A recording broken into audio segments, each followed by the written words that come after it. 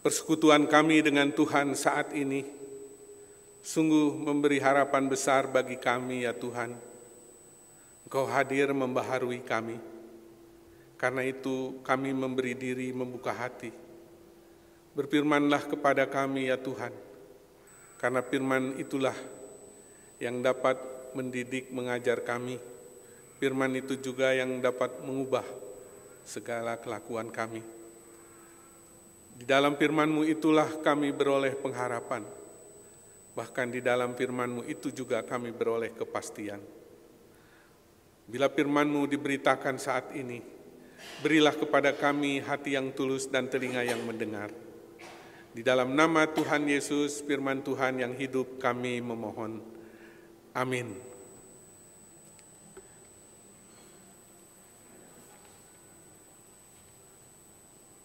Umat yang Tuhan kasihi bersama segenap jemaat Gereja Kristen Pasundan, hari ini kita akan merenungkan sebuah tema, cerdik dalam kasih Tuhan Yesus.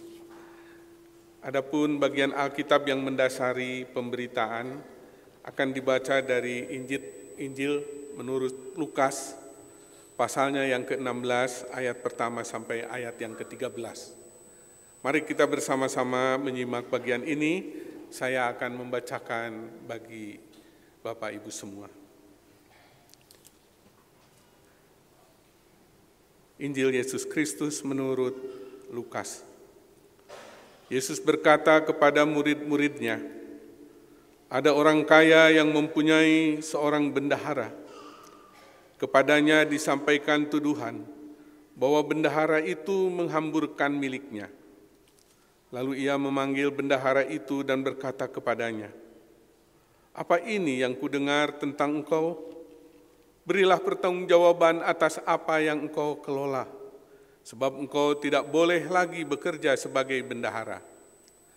Kata bendahara itu di dalam hatinya, 'Apakah yang harus kuperbuat? Tuanku memecat aku dari jabatanku sebagai bendahara. Mencangkul aku tidak kuat, mengemis aku malu. Aku tahu apa yang akan kuperbuat, supaya apabila aku dipecat dari jabatanku sebagai bendahara, ada orang yang akan menampung aku di rumah mereka.' Lalu ia mengambil seorang demi seorang yang berutang kepada tuannya. Katanya kepada yang pertama, 'Berapakah utangmu kepada tuanku?' Jawab orang itu, 100 tempayan minyak.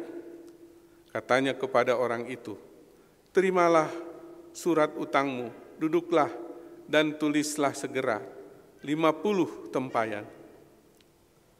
Kemudian ia berkata kepada yang kedua, 'Berapakah utangmu?' Jawab orang itu, 100 pikul gandum. Katanya kepada orang itu, 'Terimalah surat utangmu dan tulislah 80 pikul.' Lalu tuan itu memuji bendahara yang tidak jujur itu, karena ia telah bertindak dengan cerdik.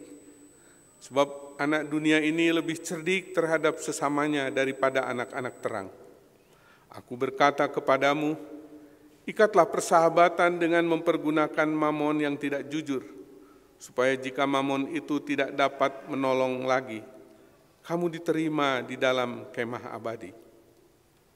Siapa yang setia dalam hal kecil, setia juga dalam hal besar. Siapa yang tidak benar dalam hal kecil, tidak benar juga dalam hal besar. Jadi jikalau kamu tidak setia dalam hal mamon yang tidak jujur, siapakah yang akan mempercayakan kepadamu harta yang sesungguhnya? Jikalau kamu tidak setia mengenai harta orang lain, siapakah yang akan memberikan hartamu sendiri kepadamu? Seorang hamba tidak dapat mengabdi kepada dua tuan, sebab ia akan membenci yang seorang dan mengasihi yang lain, atau ia akan setia kepada yang seorang dan tidak mengindahkan yang lain. Kamu tidak dapat mengabdi kepada Allah dan kepada Mamon." Demikian pembacaan Alkitab. Berbahagialah kita yang mendengar firman Tuhan serta memelihara dalam hidupnya. Haleluya.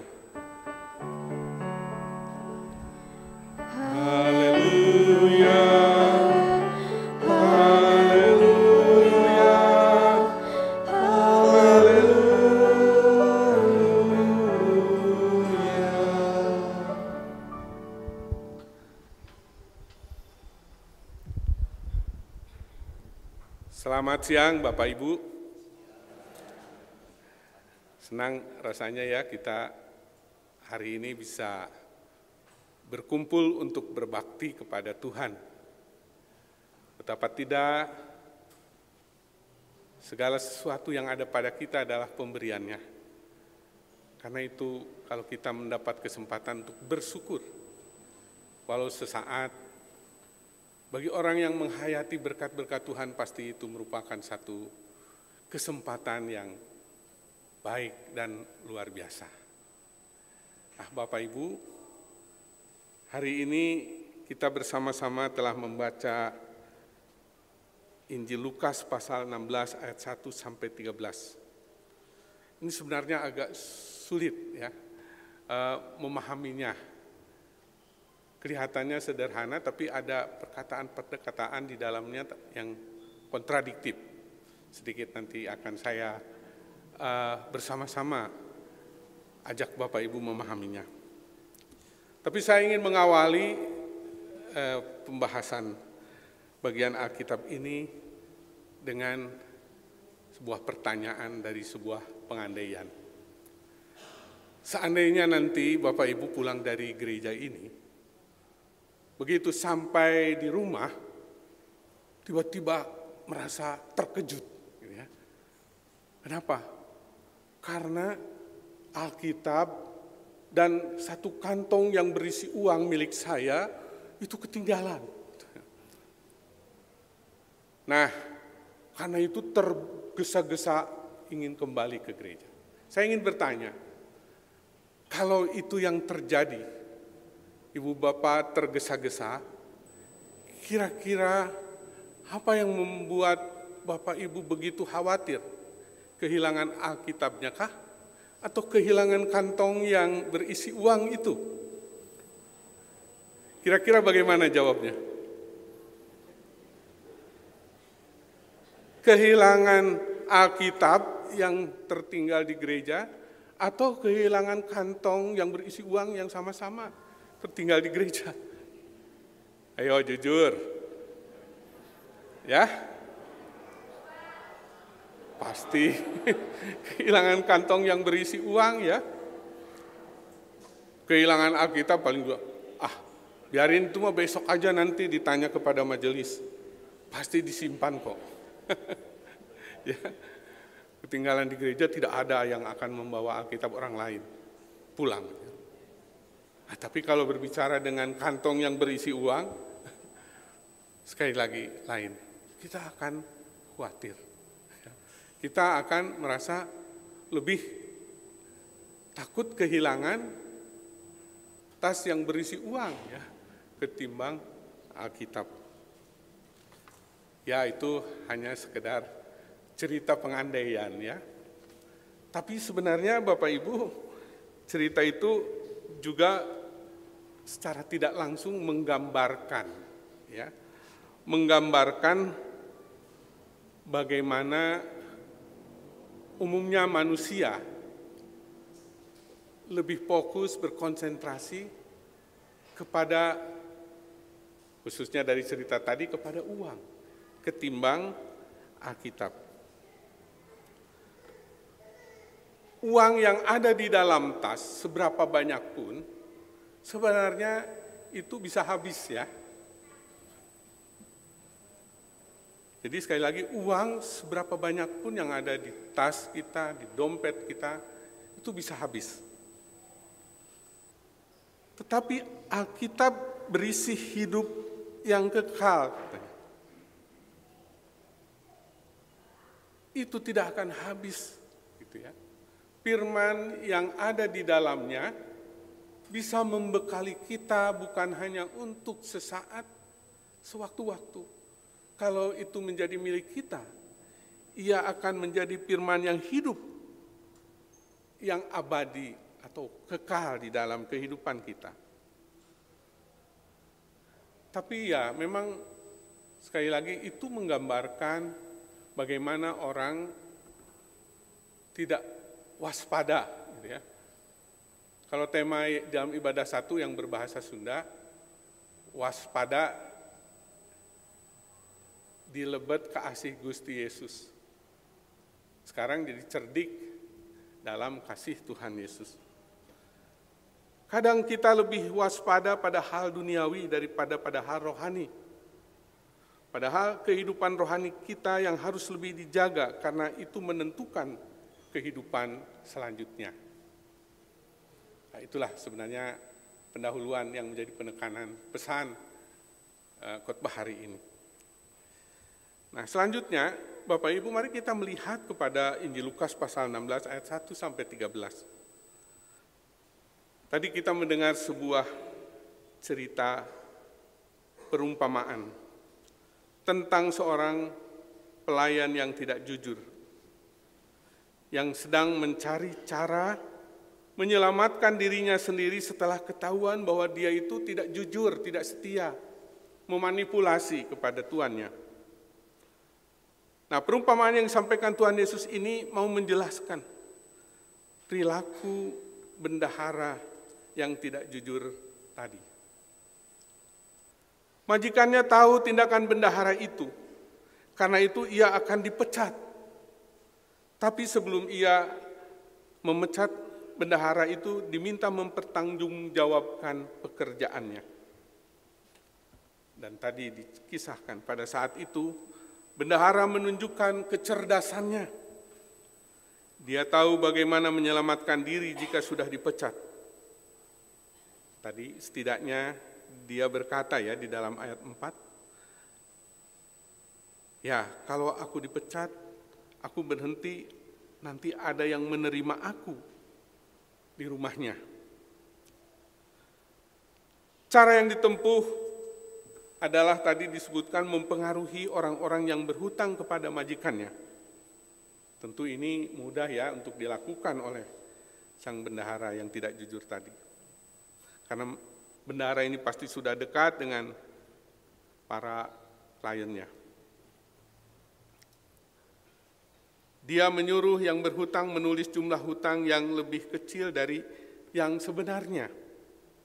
Dengan cara tadi ya, yang punya hutang 100, tulis 50 katanya. Yang punya hutang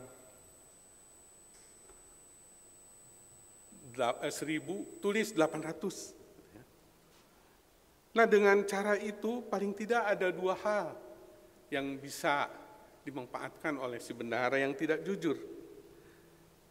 Dia bisa membuat orang yang sudah didiskon hutangnya itu merasa ditolong dan merasa berhutang budi padanya. Dan yang kedua, dia telah melibatkan orang-orang itu dalam tindakan tidak benar. Jadi dia tidak merasa sendiri jika keadaan menjadi buruk. Bendahara di sini bahkan punya posisi kuat untuk melakukan sedikit pemerasan, tapi dengan cara yang tidak kelihatan, mungkin lebih bijaksana begitu ya. Nah, Bapak Ibu dan Saudara, selanjutnya, dan ini yang menurut saya tadi sulit ya. Hal yang sulit dipahami adalah ucapan Tuhan Yesus yang menyebut majikannya memuji bendahara tidak jujur itu karena dia cerdik. Ya, Tuhan Yesus tadi mengatakan, ya bendahara itu memuji, majikannya itu memuji si bendahara yang tidak jujur itu dengan perkataan cerdik, pandai.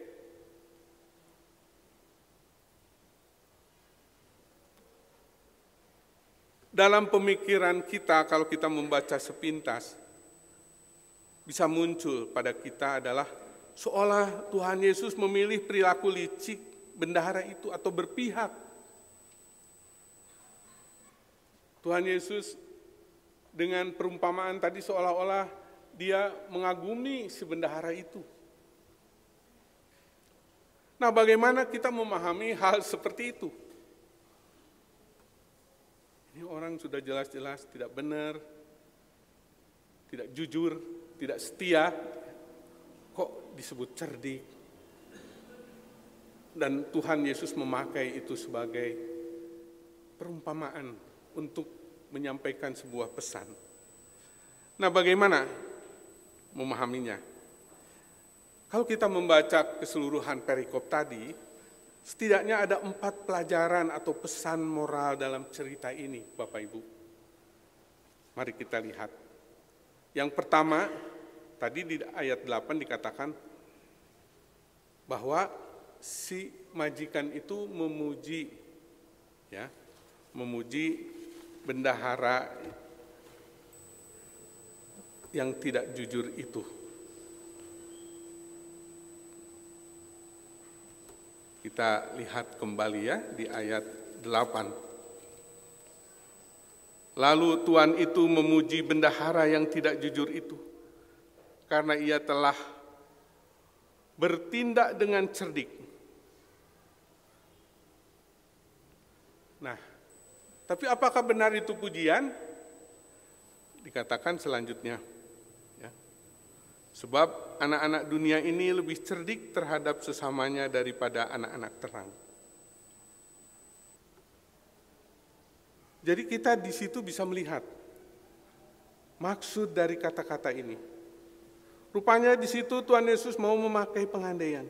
Jika kita sebagai orang Kristen bisa memiliki semangat dan kecerdikan yang sama dalam usaha mencapai kebaikan seperti orang dunia, dalam mengejar uang dan kebaikan lahiriah, maka kita akan menjadi orang yang lebih baik.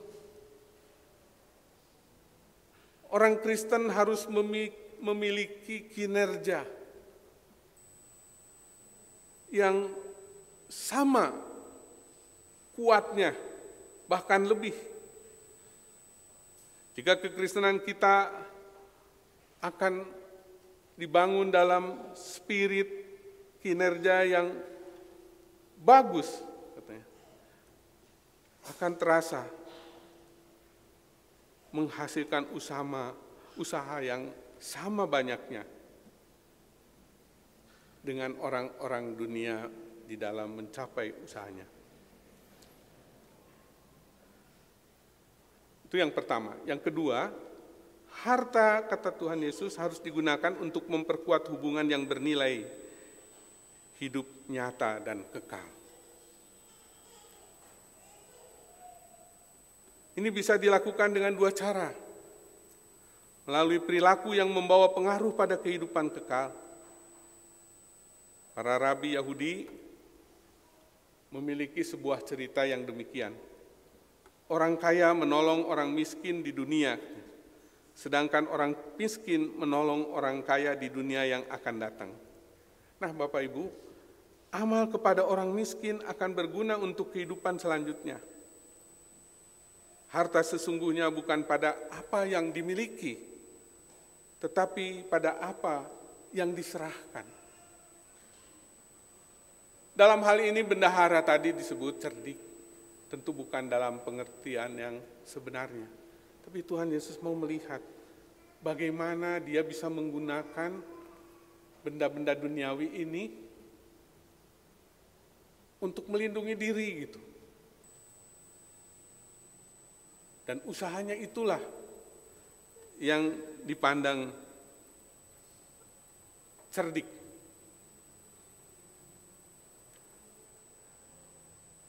Bapak, Ibu, dan Saudara, kalau kita melihat tadi, seolah-olah apa yang bersifat duniawi itu buruk. Harta itu seolah-olah dosa gitu ya. Tapi apakah demikian? Tidak ya, harta bukan dosa, tapi merupakan satu bentuk implementasi dari tanggung jawab besar yang Tuhan percayakan. Orang yang menggunakan harta untuk membantu sesama telah menjalankan tanggung jawab itu. Harta sebenarnya ansih ya, pada dirinya itu baik. Kalau itu tadi menjadi berguna. Nah, karena itu Bapak Ibu, jangan terlalu alergi juga dengan harta ya. Ada orang seolah-olah kalau orang beriman itu harus kelihatan miskin. Orang beriman itu harus kelihatan susah. Ada orang yang cemburu kepada orang kaya, kepada orang berpunya. Kenapa Tuhan itu memberkati mereka gitu ya? Tidak memberi berkat banyak kepada saya. Sekalipun berdoa, dia bukan berdoa bagaimana saya seperti mereka, tapi bagaimana mereka supaya seperti saya gitu ya. Sentimen banget gitu ya.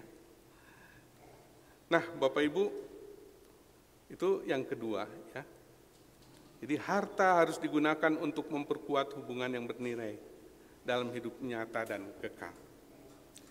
Lalu yang ketiga, tadi di ayat 10 dan 11 dikatakan, seorang yang setia dan benar dalam perkara kecil akan setia dan benar dalam perkara yang besar juga.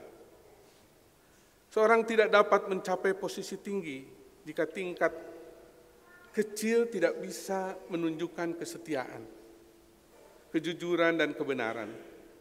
Nah, di sini Tuhan Yesus mengajarkan bahwa apa yang kita miliki di dunia bukan milik kita sendiri dan tidak dapat dibawa mati.